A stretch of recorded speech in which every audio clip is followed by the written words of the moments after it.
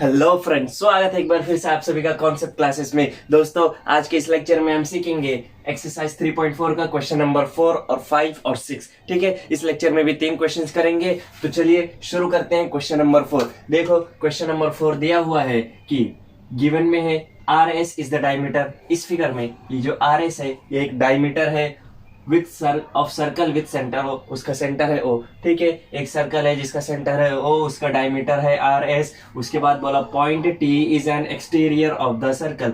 Point T कहाँ है? Circle के बाहर एक पॉइंट है। ठीक है, एक्सटीरियर यानी कि सर्कल के बाहर एक पॉइंट है, पॉइंट टी। ओके, फिर उसके बाद बोला है प्रूव करो angle R T S is acute angle. Angle R T S क्या है? एक एक्यूट एंगल है, यानी कि ये वाला एंगल एक्यूट एंगल है। एक्यूट एंगल क्या होता है? ऐसा एंगल जो 90 डिग्री से क्या रहे? कम रहे। ठीक है, यानी कि देखो ये वाला कंसेप्ट क्या है, एक 90 डिग्री वाला एंगल होता है, ओके, और एक होता है 90 डिग्री से कम। ठीक, ये क्या रहेगा? 89 तक रहेगा। कहां से लेके? 1 से लेके 89 तक रहेगा। उसके बाद एक होता है ऑब्ट्यूज एंगल, है ना? ये कहां से रहता है? ये 91 से लेके कितना भी रहेगा। ओके, देखो 90 डिग्री है यानी कि राइट एंगल, 90 डिग्री से कम है तो एक्यूट एंगल, 90 डिग्री से ज्यादा है तो ऑब्ट्यूज एंगल। हमें क्या प्रूव करना है कि ये एक्यूट एंगल है। ये वाला एंगल क्या है? एक्यूट एंगल है, यानी कि 90 डिग्री से कम है। ठीक है, इसे कैसे करेंगे? देखो, एक्यूट एंगल प्रूफ करने के लिए हमें सबसे पहले एक कंस्ट्रक्शन करना पड़ेगा। इसमें क्या है वो कंस्ट्रक्शन? लिखते हैं कंस्ट्रक्शन। क्या कंस्ट्रक्शन करेंगे? देखो, यहां से एस से, पॉइंट एस से यहां पर एक पॉइंट लो, पॉइंट पी। ठीक है, और पी एस एक सेगमेंट ड्रॉ कर दो। ठीक है, लिखेंगे draw segment P S. Okay, एक पी एस सेगमेंट ड्रॉ कर दिए। ठीक है, तो ये देखो ये क्या है? ये डायमीटर था। ठीक है, डायमीटर था यानी ये इतना हो जाएगा एक आर्क, और ये इतना एक आर्क, यानी कि यहां से आर पी एस है ना, आर्क आर पी एस एक आर्क बन रहा है। उसके बाद आर्क, ये वाला arc R S, arc R S. ठीक है, ये एक आर्क बन रहा है ना? ये और ये इक्वल रहेंगे क्योंकि बीच में से डायमीटर है, तो डायमीटर क्या करता है? सर्कल को 2 इक्वल पार्ट्स में डिवाइड कर देता है। और सर्कल रहता है हमारा 360 डिग्री का, एक पूरा सर्कल 360 डिग्री का रहता है। ठीक है, डायमीटर आया तो ये 180 हो जाएगा और नीचे वाला 180 हो जाएगा, यानी कि आर्क आरपीएस क्या है? 180 डिग्री का है। और हमें पता है कि एक डायमीटर के अंदर कोई भी एंगल अगर इंस्क्राइब्ड है तो वो क्या करता है? वो हमेशा 90 डिग्री बनाता है, तो यहाँ भी 90 डिग्री बनेगा। उसी तरीके से यहां से एक एंगल लेते हैं हम यहां पर।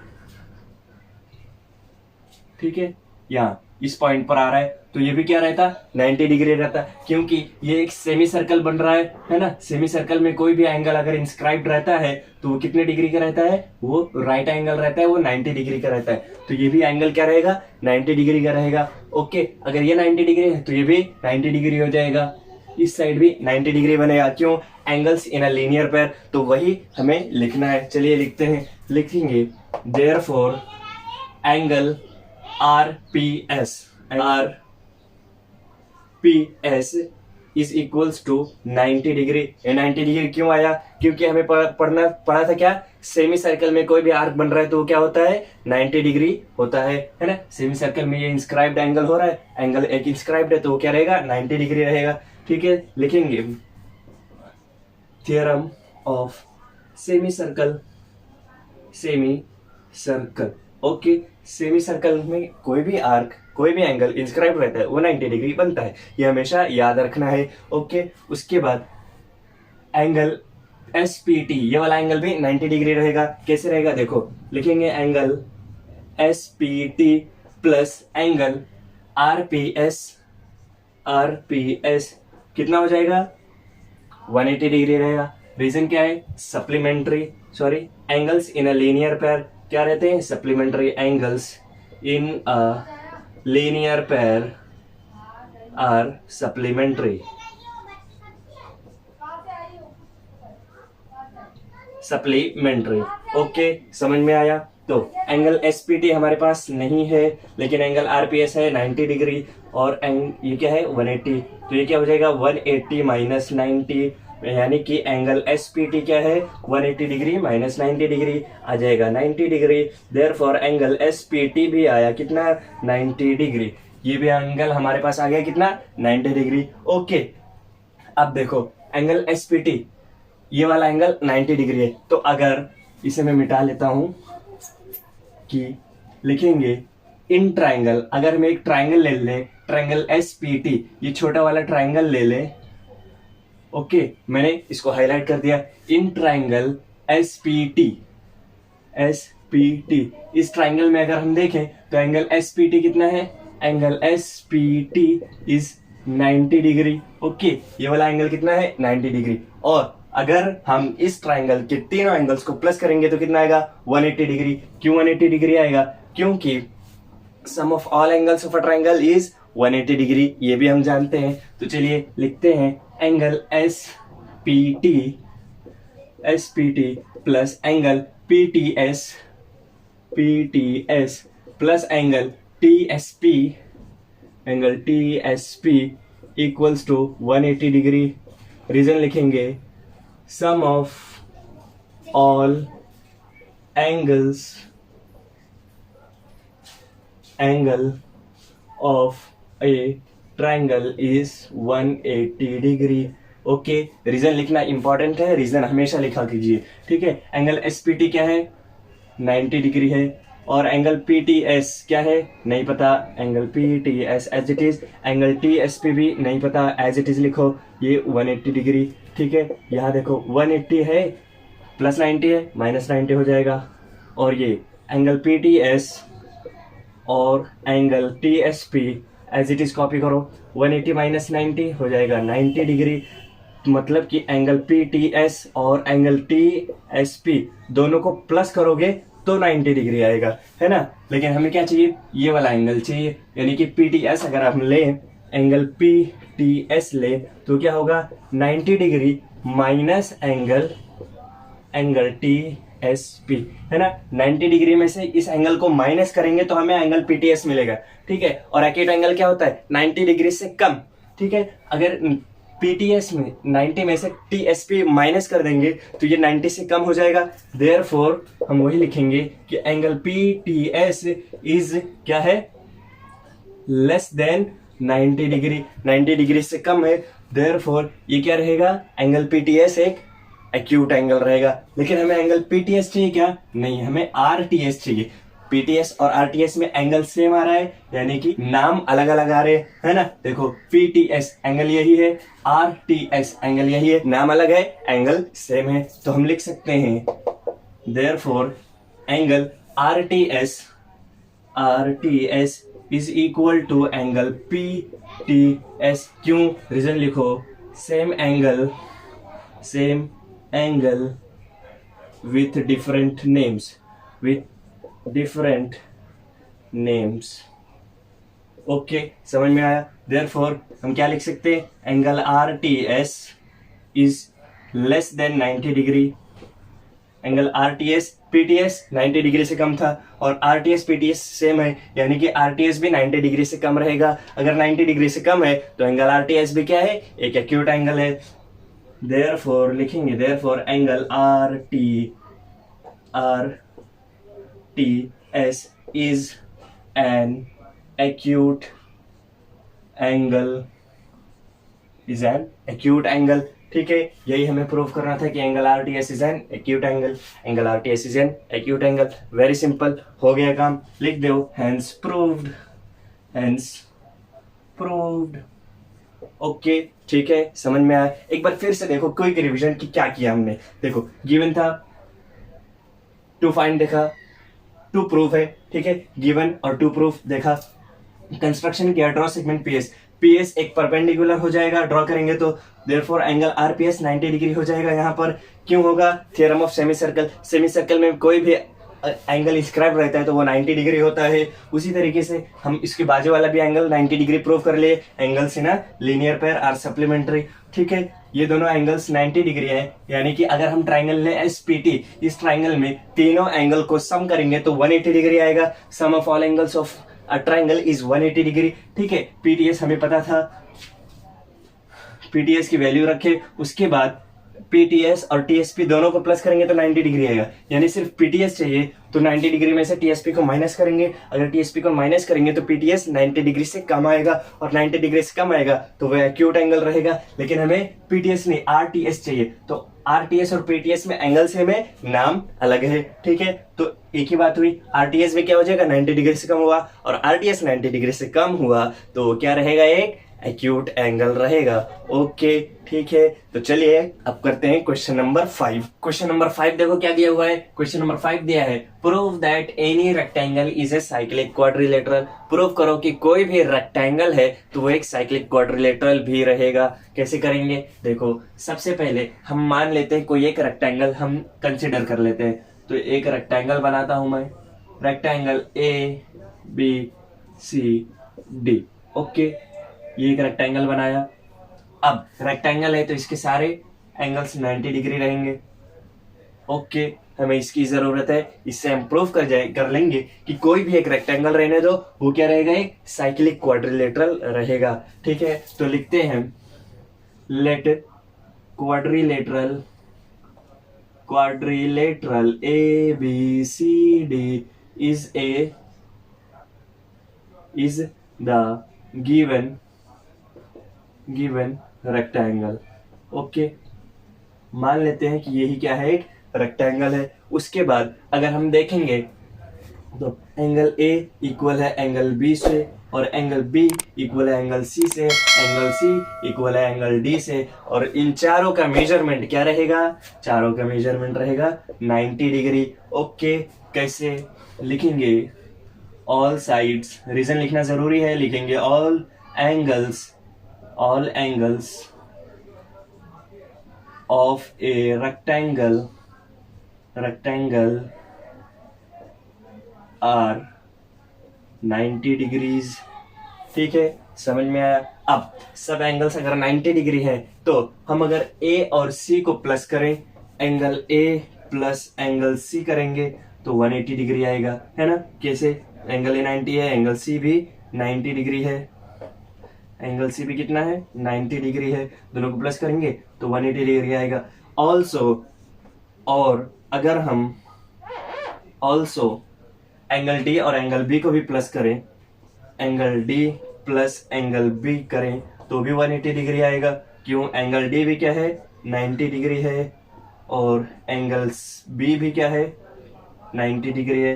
एंगल डी और बी दोनों 90 डिग्री है, दोनों को प्लस करेंगे तो 180 डिग्री आएगा। यानी कि यहां भी क्या हो रहा है, अपोजिट एंगल्स सप्लीमेंट्री हो रहे हैं, है ना। देयरफॉर लिखेंगे quadrilateral A B C D is a cyclic quadrilateral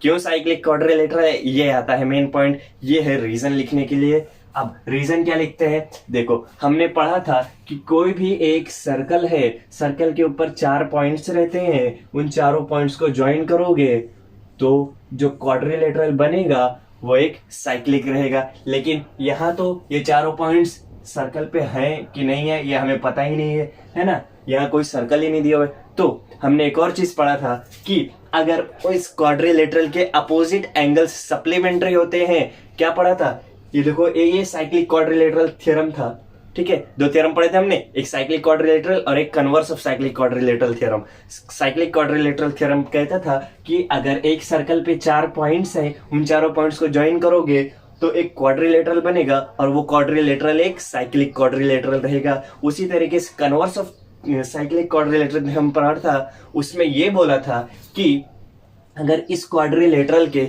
या फिर किसी भी क्वाड्रिलेटरल के अपोजिट एंगल्स को अगर प्लस करोगे तो क्या आने चाहिए, सप्लीमेंट्री आने चाहिए। अगर वो सप्लीमेंट्री आ गए तो क्या होगा, मान लीजिए कि ये ए है और ये बी है, ठीक है।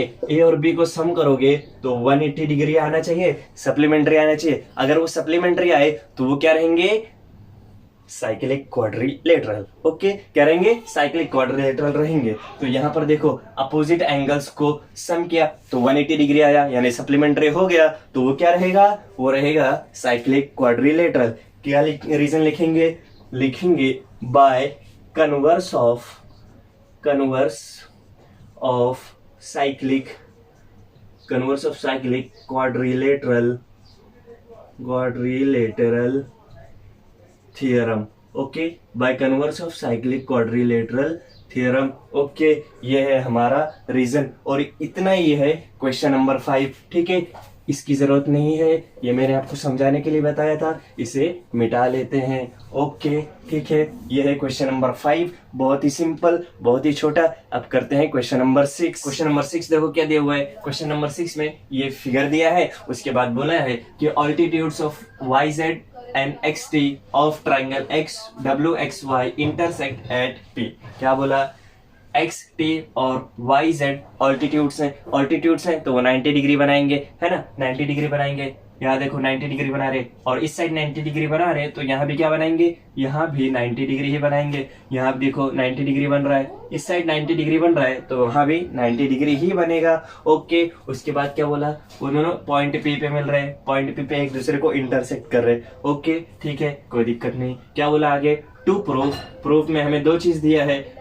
पहला है क्वाड्रिलेटरल WZPT इज साइक्लिक। अब हमें प्रूफ करना है कि क्वाड्रिलेटरल WZPT यानी कि ये वाला क्वाड्रिलेटरल क्या है, एक साइक्लिक क्वाड्रिलेटरल है, ये प्रूफ करो। तो साइक्लिक क्वाड्रिलेटरल क्या रहता था, देखो साइक्लिक क्वाड्रिलेटरल प्रूफ करने के लिए 4 पॉइंट्स रहते थे, उन चारों पॉइंट्स को ज्वाइन करो, है ना। एक सर्कल के ऊपर 4 पॉइंट्स रहते थे, चारों पॉइंट्स को ज्वाइन करते थे तो क्या आता था, उनके अपोजिट एंगल्स जो रहते थे उनको ऐड करने पे, इन दोनों को ऐड करेंगे और इन दोनों को ऐड करेंगे तो यहाँ भी 180 डिग्री आएगा और यहाँ भी 180 डिग्री आएगा, है ना। यानी कि अपोजिट एंगल्स को ऐड करोगे तो सप्लीमेंट्री रहेंगे, ठीक है। वही चीज हमें करना है। तो यहाँ देखो ये एंगल हमें पता है 90 डिग्री, ये एंगल पता है 90 डिग्री, तो WZPT इस क्वाड्रिलेटरल में Z और T अपोजिट एंगल्स हैं, उनको ऐड करेंगे तो क्या आ जाएगा, 180 डिग्री आएगा, और 180 डिग्री आया तो क्या हो गए, वो सप्लीमेंट्री हो गए अपोजिट एंगल्स, तो क्या रहेगा, एक साइक्लिक क्वाड्रिलेटरल। ठीक है, देखते हैं कैसे करेंगे। सबसे पहले हमें ये बताना पड़ेगा कि एंगल PZW और एंगल PTW ये दोनों एंगल्स 90 डिग्री हैं। कैसे करेंगे, देखो जो हमें दिया है उसी से स्टार्ट करो कि ऑल्टीट्यूड्स YZ एंड XT, ठीक है, क्या कर रहे हैं, इंटरसेक्ट एट P, है ना। यानी कि YZ और XT ऑल्टीट्यूड्स है और ऑल्टीट्यूड्स हैं, देयरफॉर ये कहाँ रहेंगे, एंगल Z को क्या बना रहे हैं, एंगल XZP इक्वल रहेगा angle PTY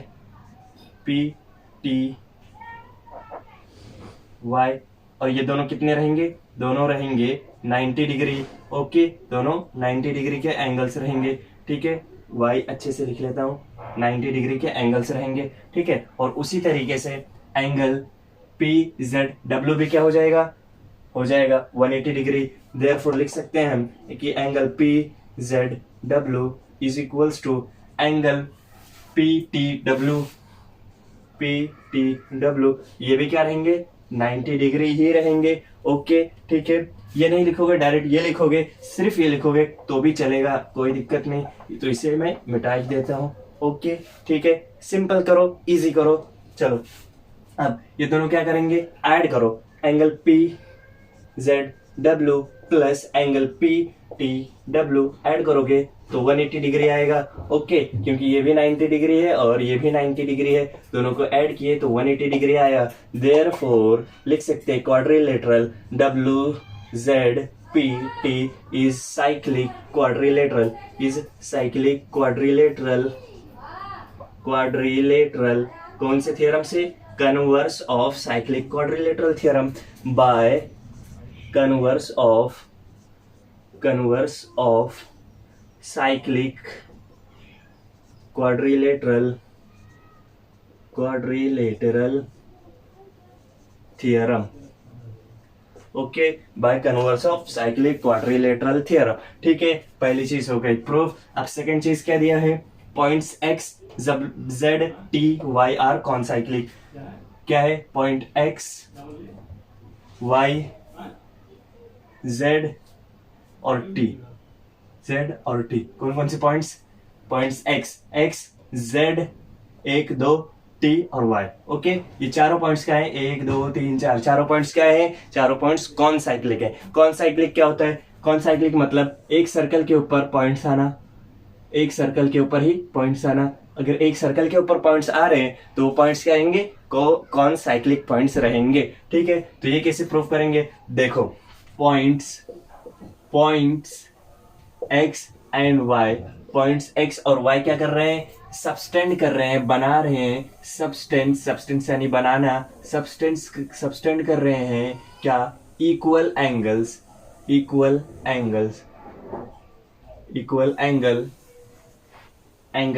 x Z Y and angle X T Y. ठीक है, ये दो एंगल्स पॉइंट एक्स और वाई एक सेम लाइन पे है। ठीक है, यहां लिख लेते हैं, lie on segment X Y पे लाई कर रहे हैं and subtends equal angle X Z Y and angle X T Y. ठीक है, एक दो इक्वल एंगल बना रहे हैं। उसके बाद एक स्टेटमेंट है हमारे पास, वो स्टेटमेंट ये है कि इफ टू पॉइंट्स या फिर इफ एनी सेगमेंट, ठीक है, if any segment subtends equal angles all 4 points are concyclic। ठीक है, all 4 points are concyclic। ठीक है, क्या हुआ, पॉइंट एक्स और Y lie on segment X Y, एक सेगमेंट पे लाई कर रहे हैं और सबस्टेंड कर रहे हैं equal angle X Z Y and angle X T Y.